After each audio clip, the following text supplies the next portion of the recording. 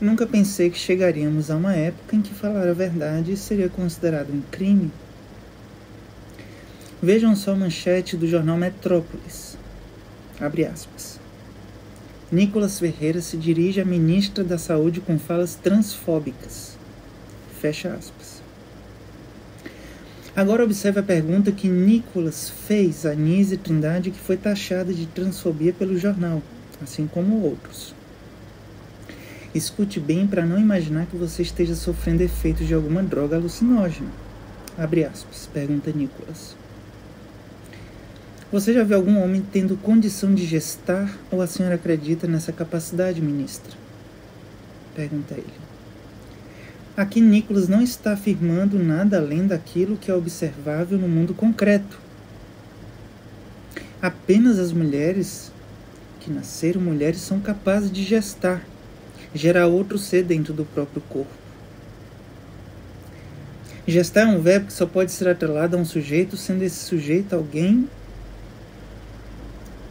que nasceu mulher, da mesma forma que barba só surge naturalmente em homens, fazendo com que Banquo, um personagem da tragédia Macbeth de Shakespeare, ao se referir às bruxas logo no início da peça, afirma: vocês têm toda a aparência de mulheres e, no entanto, suas barbas proíbem-me de interpretar suas figuras como tal. Claro, gente, Shakespeare não sabia do poder transformador dos hormônios que alguém pode usar para mudar completamente, como eu venho tomando desde 2018. O fato de você achar que a fala dele foi ofensiva às pessoas trans não diz nada acerca de um possível crime que ele tenha cometido, a menos que você queira afirmar agora que dados da natureza constatáveis pelos olhos sejam modificados para se adequarem às coisas em que você acredita. Você precisa de um tratamento, sinto muito. Da mesma forma, existem muitos religiosos, como o próprio Nicholas, que poderiam achar ofensivo alguém afirmar que Deus não existe.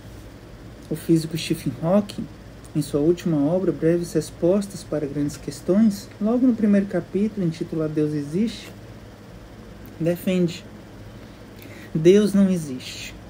Ninguém criou o universo e ninguém governa nosso destino. Provavelmente não há céu nem um além-túmulo. Acho que acreditar em vida após a morte não passa de ilusão.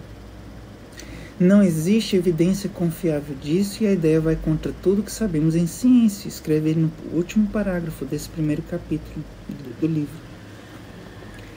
Será que Hawking deveria ser taxado de criminoso porque ele afirma que Deus não pode ser detectado pelos dados da natureza constatáveis pelos nossos olhos?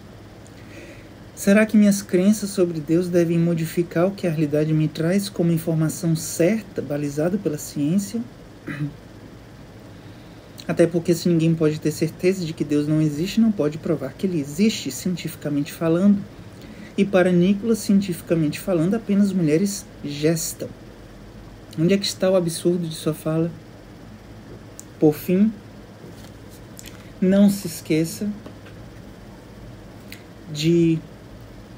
das primeiras palavras do grande escritor Charles Dickens na obra Hard Times, tempos difíceis, diz ele: ora, eis o que quero, fatos. Ensina a estes meninos e meninas os fatos, nada além dos fatos. Na vida precisamos somente dos fatos. Atenha-se aos fatos, Senhor. Fecha aspas. Se fatos são aquelas coisas que só a ciência tem a competência para dizer o que são, então devo reconhecer que tanto eu, que sou uma pessoa trans, e os religiosos compartilham de algo em comum, uma crença em ideias que não são fatos.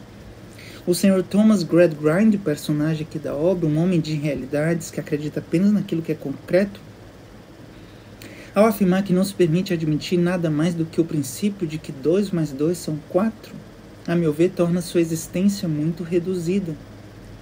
Não se permitir acreditar em Deus e confiar em seus propósitos, porque você só confia nos fatos, é um dos atributos mais humanos, que é uma suposta necessidade de acreditar em algo que não se vê.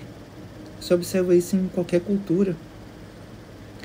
Da mesma forma, mesmo que seja um fato eu não ter nascido homem, se eu não tivesse seguido as razões de meu coração, fazendo as mudanças em meu corpo que eu achava essenciais para uma existência digna, a minha vida não teria sentido algum, da mesma forma que a vida não teria sentido como descrita pelo autor romeno Richard Wurmbrand, quando relatou que foi torturado por comunistas por conta da fé em Cristo, como relatado aqui pelo Theodore Dalrymple, psiquiatra britânico, na obra O Terror da Existência. Quem sabe entende o que eu estou falando, ter necessidade de vivenciar sua fé e não poder, como ocorreu em inúmeros lugares que adotaram o comunismo, é como se não houvesse vida. E se eu não tenho água que irriga a minha vida, é melhor